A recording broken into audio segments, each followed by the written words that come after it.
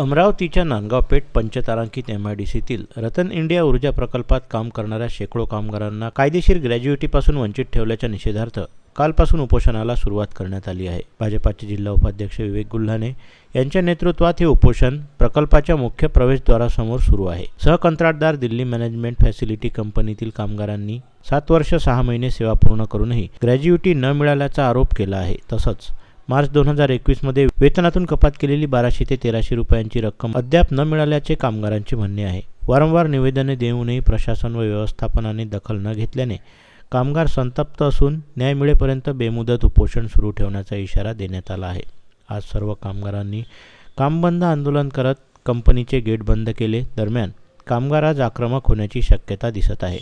या संदर्भात भाजप नेते विवेक गुल्हाने यांनी सांगितले, आज या रतन इंडिया पॉवर प्लांटच्या समोर जो उपोषणासाठी आम्ही बसलेलो आहे त्याचा मागे उद्देश आहे की मागील 7-8 वर्षापासून जे DMF कंपनी होती ती कंपनी काम सोडून काढली गेली इथून।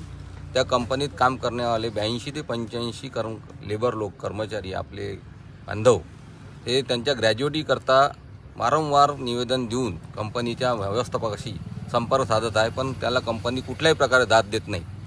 या बाबतीत मागील माझ्या आमदार साहेबांच्या नेतृत्वात सुद्धा एकदा त्या कंपनीची चर्चा केली, तेव्हा त्यांनी टोलट उत्तर देऊन देतो बा असे त्यांनी बोळवण केली।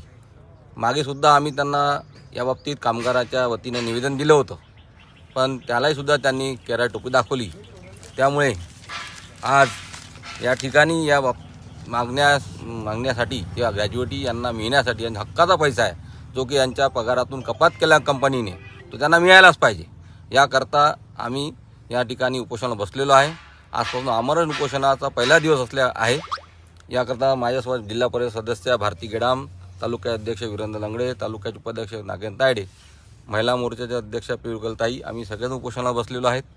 आणि जर पण मागण्या लवकर पूर्ण झाल्या नाही तर कंपनी सर्व गेट बंद करण्यात येईल। उद्यापासून कंपनीमध्ये कुठलाही कर्मचारी पाठवण्यात येणार नाही याची आम्ही कंपनीच्या व्यवस्थापन दक्षता घ्यावी।